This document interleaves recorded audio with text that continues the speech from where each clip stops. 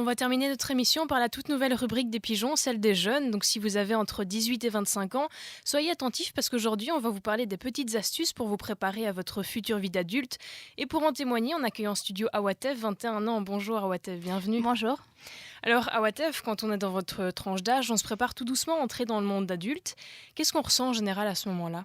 Eh ben, très franchement, on est vraiment entre deux chaises. Donc, on est à la fois encore adolescent parce qu'on dépend encore de nos parents, et en même temps, on arrive tout doucement au monde adulte, et ça peut effectivement un peu faire peur. Et dans quelle situation vous avez peur? Quand je parle de la partie adolescente, je veux notamment parler du fait qu'on a toujours nos parents qui nous donnent de l'argent pour subvenir à nos besoins primaires, donc qui nous payent nos cotes, nous payent nos vêtements, nous donnent encore de l'argent pour nos sorties. Or, on sait très bien que plus les années passent, plus on va devoir se responsabiliser, et je trouve qu'on nous informe pas assez sur certains points, et c'est justement ça qui nous stresse. Et par exemple, parce que quand vous êtes à l'université ou pendant vos études, vos établissements vous apprennent quand même à grandir et vous encadrent pas mal, il me semble. Oui, c'est vrai, on est entouré, on nous aide à être structurés, à grandir, à mûrir, mais on ne connaît pas les démarches à réaliser une fois sorti des études. Donc, comment on fait pour signer un contrat de bail à son nom sans l'aide de nos tuteurs légaux? Quelle démarche faut-il faire pour toucher des allocations de chômage une fois que notre diplôme est dans notre poche? Par exemple, je n'ai aucune idée de comment remplir une feuille d'impôt. D'ailleurs, c'est toujours mes parents qui le font. Et je suis incapable de m'occuper d'une facture d'électricité ou de gaz. Et en même temps, on n'a plus envie de demander à nos parents de l'aide, quoi.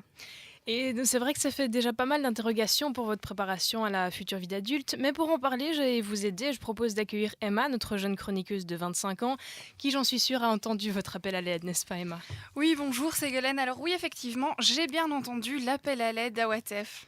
Et du coup, comment est-ce qu'on peut faire pour aider ces jeunes en détresse? Mais tout d'abord, il faut savoir qu'un jeune entre 18 et 25 ans n'est légalement plus sous la tutelle de ses parents, mais étant encore aux études ou sans emploi dans le pire des cas, il reçoit en général encore de l'argent mensuel pour subvenir à ses besoins, mais aussi payer son cote. Alors si les parents sont toujours présents, la meilleure chose à faire est d'aiguiller leurs enfants, leur expliquer pas à pas comment se débrouiller dans la vie active, même s'ils ne sont pas encore concernés par certaines choses pour le moment. Mais oui, ça fait partie de l'éducation et du rôle des parents, mais tout le monde n'a peut-être pas la bonne méthode ou les bons plans pour enseigner ce genre de choses. Donc il n'y a pas une autre méthode? Vous n'avez pas des astuces pour nous? Oui, évidemment. Alors, si vous ne savez pas comment expliquer ce genre de choses à un adolescent, je vous ai amené quelques bons plans. Alors, en ce qui concerne le contrat d'habitation, il ne faut surtout pas oublier d'ajouter un contrat d'assurance habitation. Alors, le prix varie selon les biens que vous possédez et bien sûr les sociétés. Alors, attention toutefois, certaines entreprises refuseront de vous accorder une assurance s'il s'agit d'un appartement en colocation et à plus de deux personnes. Donc il faut bien se renseigner et prendre le temps de comparer les prix. Je vous conseille d'ailleurs un très bon site, c'est le mefirst.be, donc mefirst.be, qui est un comparateur d'assurance en ligne.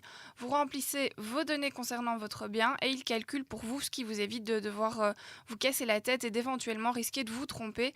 Alors n'oubliez pas non plus de faire l'état des lieux correctement et dans les détails avec le proprio. Attention aux arnaques, aux imprécisions qui peuvent créer des tensions à la fin du bail. Alors le site c'est www.adel.org et il est vraiment très bien fait. Il vous explique les procédés à suivre selon la loi. Et pour remplir une déclaration d'impôt, alors, comment on fait?